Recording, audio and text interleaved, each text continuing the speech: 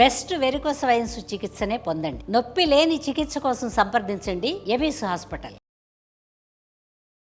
నమస్తే అమ్మా. నమస్తే అమ్మా. అమ్మ, మనము తులసికి ఉన్న ప్రాధాన్యత మాటల్లో చెప్పుకోలేము. అది మాసానికి సంబంధం లేదు, రోజుకి సంబంధం లేదు, పూజకి సంబంధం లేదు. ప్రతి ఒక్కరు, ప్రతి మానవుడు, మతాలకి కూడా సంబంధం లేదని లేదు విన్నా. ఎందుకంటే చినార్ అనేది కాశ్మీర్ లో ఉండే చెట్టు, దాని కింద అనే ఒక పుస్తకం ఉందన్నమాట. ఓకే, చినార్కే ఛాయ అని అనుకుంటా పుస్తకం పేరు, ఎగ్జాక్ట్లీగా చినార్. దాంతో వాడు చెప్తారు ఏంటంటే ప్రతి ఇంట్లోనూ చినార్ చెట్లు ఎట్లా ఉంటుందో కాశ్మీర్లో అలా తులసి చెట్టు ఉంటుందట, ఇర్రెస్పెక్టివ్ ఆఫ్ ది రిలీజియన్. చూడండి అంత ప్రాధాన్యత ఉంది. చాలా చాలా, ఎందుకంటే ఆ చెట్టుకు ఉన్నటువంటి విలువ అట్లాంటిది. ఇప్పుడు ఆధ్యాత్మికంగా దాని గురించి మనం ఎంత చెప్పుకుంటామో, ఆధ్యాత్మికంగా కాకుండా కూడా అంతకన్నా విలువ ఉంది దానికి. అవును అవును. మామూలుగా అయితే తులసి నుంచి వచ్చేటటువంటి ఘాటు వాసన ఏదైతే ఉందో, అరోమాటిక్ స్మెల్ అంటారు, అది ఏదైతే ఉందో అది ఎప్పుడూ కూడా అనేకమైనటువంటి చిన్న చిన్న కీటకాలని వాటిని దగ్గరికి రానియదు. పైగా తులసి చెట్టు దగ్గర ఎప్పుడు ప్రాణవాయువే ఉంటుందట, తులసి నుంచి బయటకు వచ్చేది కూడా. ఎందుకంటే మనకి మామూలుగా ఏం చెప్పుకుంటాం అంటే పగటిపూట ప్రాణవాయువు ఉంటుంది చెట్ల దగ్గర, రాత్రిపూట కార్బన్ డైఆక్సైడ్ ఉంటుంది అనుకుంటాం కదా.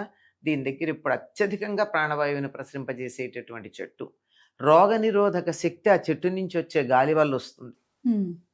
ఇంకా అనేక రకాలైన ఔషధీ గుణాలు ఉన్నాయి. వేరు, కాడ, ఆకు, పువ్వు, గింజలు, గాలి అన్నీ కూడా ఔషధీ గుణాలు కలిగింది. ఇంట్లో తులసి చెట్టు ఉందంటే ఒక వైద్యుడు ఉన్నట్టే. కరెక్ట్. ఇంటి వైద్యుడు, పెరటి వైద్యుడు అని పేరు తులసి చెట్టుకి. అటువంటి తులసి మనం ఈ సంవత్సరం అంతా కూడా గౌరవించి పూజించుకుంటూ ఉంటాం కదా.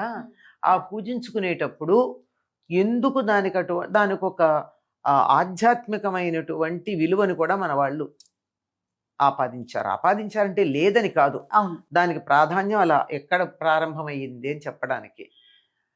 ఆవిడ పాతివ్రత్యం కారణంగా శంఖచూడు అనేటటువంటి దానవుడు ఎవరికి కూడా చంపడానికి వీలు లేకుండా ఉన్నాడు.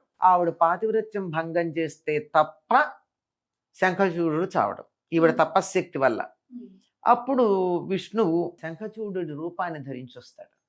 అది ఎలా ధరిస్తాడంటే, శంఖచూడు మామూలు వాడు ఏం కాదు, అతను కూడా కృష్ణ భక్తుడే. కృష్ణ కవచాన్ని కంఠంలో ధరించాడు. దానివల్ల అతన్ని ఎవరు గెలవడానికి వీలు కాదు. అది ఉన్నంత కాలము కష్టమే. కనుక వెళ్ళి ఒక బ్రాహ్మణుడి వేషంలో వెళ్ళి అది అడుగుతాడు విష్ణువు, అది ఇస్తాడు. అది పెట్టుకుని వచ్చేప్పటికి భర్త అనుకుంటుంది తులసి. దగ్గరికి వచ్చాక గమనించి అర్థం చేసుకుని శపించింది, నువ్వు రాయి అయిపో, ఒక పతివ్రత శీలాన్ని పాడు చేయడానికి వచ్చావు కదా అని. అందుకే తులసి కోటలో ఎప్పుడు రాయి ఉంటుంది, మీరు గమనించండి. అవును కదా. అప్పుడు ఆయన శాపం పొందితే నువ్వు నన్ను శపిస్తావా అని కోపం తెచ్చుకోలేదు కదా విష్ణుమూర్తి. సరే అన్నాడు. తర్వాత ఆవిడ శరీరం వదిలే ప్రయత్నం చేస్తూ ఉంటే ఆవిడ శరీరం అంతా ఒక నదిగా పెడుతుందని, ఆవిడ జుట్టు ఏదైతే ఉందో అది ఒక చెట్టుగా వస్తుందని, ఆ చెట్టుని తులసి అన్న నీ పేరుతోనే పిలుస్తారని, అది నాకు పరమ ప్రీతిపాత్రమని, కొన్ని వందల వేల పుష్పాలతో పూజించినా లేని తృప్తి ఒక్క తులసి దళం అర్పిస్తే నాకు కలుగుతుందని, తులసి లేని పూజ నాకు అక్కర్లేదు అని ఆయన చెప్పాడు. అందుకే కృష్ణ పుష్పసార అని పేరు, కృష్ణప్రియ అని పేరు ఈవిడకు ఉన్నటువంటి పేర్లలో. బృందావని చక్కగా గుంపుగా పెరుగుతుంది, అది ఎక్కడుంటే అక్కడ బృందావనం అవుతుంది. తర్వాత కృష్ణప్రియ, పుష్పసార, అన్ని పూల యొక్క సారంలో ఉన్న వాసనలు ఒక్క తులసిలో ఉంటాయట.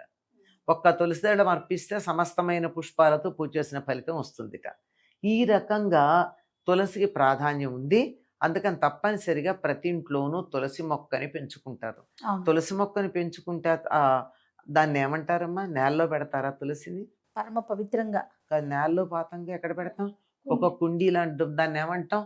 తులసి కోట అంటాం. ఎందుకు కోటని ఎందుకన్నా, కుండీ అని ఎందుకంటల్లా అంటే, ఒక కోట మనని ఎలా రక్షిస్తుందో పెరట్లో ఉన్న తులసి మన అట్లా రక్షిస్తుంది.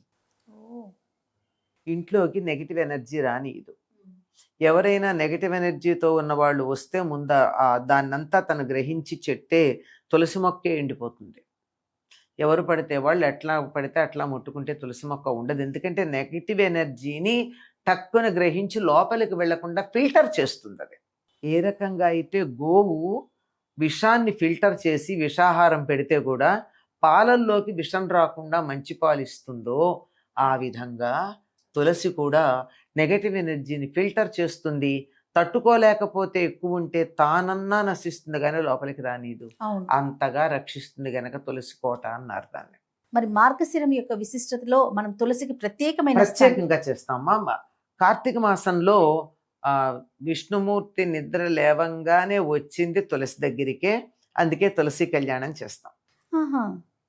క్షీరాబ్ది ద్వాదశి నాడు తులసి కళ్యాణం చేస్తారు. అవును, అవును. ఒకవేళ అప్పుడు కుదరకపోతే పూర్ణిమ నాడు చేస్తారు.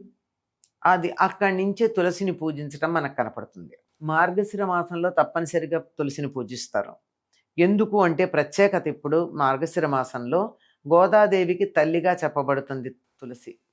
మాతాచే తులసి పితా ఇది తవ శ్రీ విష్ణుచిత్తో మహాన్ భ్రాతాచే దితిశేఖర ప్రియతమ శ్రీరంగధామ ఇది జ్ఞాతారస్తనయస్వదుక్తి సరసస్తన్యేన సంబద్ధితా గోదాదేవి కథంతమన్యమనిశం సధారణ శ్రీరసి అని నమస్కారం చేస్తాం. మాతాచే తులసి, తులసి పొదల్లో కదా ఆవిడ పుట్టింది. అవును. అందుకనే ఆవిడకి తల్లి తులసి అని చెప్తారు. ఆహా. అంచేత పూజ చేసేవాళ్ళు ఎట్టి పరిస్థితుల్లో ఇంట్లో పూజ చేయడంతో పాటు తులసికి కూడా పూజ చేసి తీరవలసినదే, లేకపోతే పూజ అవ్వదు. కాబట్టి ప్రతి ఒక్కరు కూడా ప్రత్యేకంగా తులసి మాతకి పూజిస్తారు ఈ మాసం. తప్పనిసరిగా చెయ్యాలి. అసలు చేయకపోతే పూజ కానే కాదు అది. అందుకని కార్తీకంలోను మార్గశిరంలోను తులసి దగ్గర దీపాలు పెడతాం. అవును.